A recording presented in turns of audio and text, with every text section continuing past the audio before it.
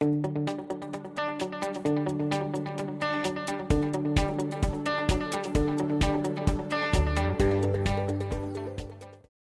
my name's Simon Carney and my guest today is Diana Lagattuta, the Global Marketing Director for NAVTEQ Media Solutions. Diana, thanks for being with us. You run global marketing for NAVTEQ Media Solutions, but NAVTEQ's primarily known as a mapping company. Can you tell us a bit about the media solutions side of the business? NAVTEQ was a mapping company, so mapping data. People driving around in cars collecting loads and loads of data on roads and routes and things like that. All of that data feeds up into some of the biggest maps in the world, whether it's Yahoo or Microsoft or sat-nav systems that are in your car. They also had a media team focused on location-based advertising. And then when the business model started to change, right around the end of 2009, mobile maps started to go free. It just made sense for Nokia to form NAVTEQ Media Solutions.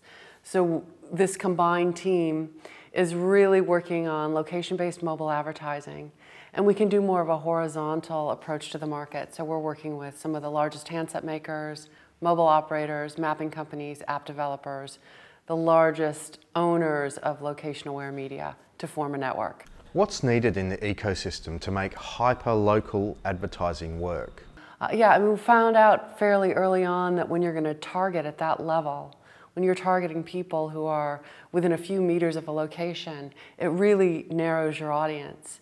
And it's difficult, even for a large media owner, even an operator, to go it alone because you just can't get the reach that you need for a big brand advertiser. So we're pulling together a big network to bring that reach together. What are the elements of a great location-based ad? The most successful campaigns that we've seen would be when there's an offer involved. So for example, we did a case with McDonald's in Europe where they were offering a burger for €1 and targeting people who were within a couple of miles of a McDonald's location. And click-through rates at 7%, but I think more significantly were those who clicked to then route to the closest location, which was almost 40%. And that's pretty incredible when you can see mobile essentially become a direct response channel for brick and mortar. Which brands or industry segments are better suited to location-based advertising? It's pretty obvious, and some of our biggest customers fall into these segments. Anyone who wants to drive someone to their front door.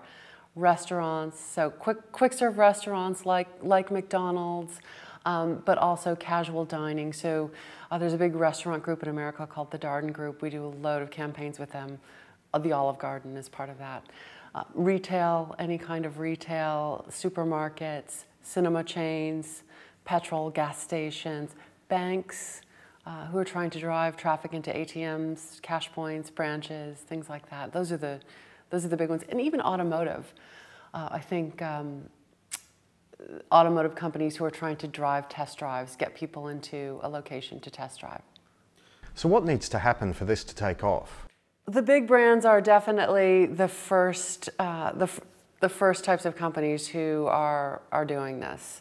And it starts with just making sure that they're on the map, that their locations are on the map, in the form of a paid placement or just even making sure that their locations are properly updated. And it seems trivial, but it's really not. The second phase of that is for them to actually buy a campaign, run banner ads, or run sort of have an ad unit that might be like an iconic ad unit that takes the user into deeper engagement. But you're right, the real growth is going to be when the long tail, the small mom and pops, can actually get on the map. And there are a few things that need to happen. From a logistics perspective, a self-serve tool so that they can go in and it doesn't require a salesperson to knock on their door and sell them an ad. So self-serve tool is one. But also, having enough reach for it to be worth their while. So it's an awareness thing. Yes, and it is an awareness thing, and it's difficult to reach to reach those businesses, quite frankly. So there are companies that we partner with, like the Yellow Pages, that are already set up to go out and reach those types of businesses. And then, other companies that are out there that have self-serve tool in place, that have a consumer brand, they're well positioned to go after that market as well. Do you partner with people who can reach small businesses? Early days, that's the way we're going, yes. How do you compete with the likes of Google? Google is certainly a formidable competitor for us. It's been very interesting to see how these companies are beginning to collaborate, unlike I've ever seen before, which is exciting. And I think the key point here is that at the end of the day, McDonald's, the Olive Garden, the Gap, they're not necessarily interested in targeting users of Google Maps or users of Bing Maps or OV Maps. They're interested in targeting people who are near their location.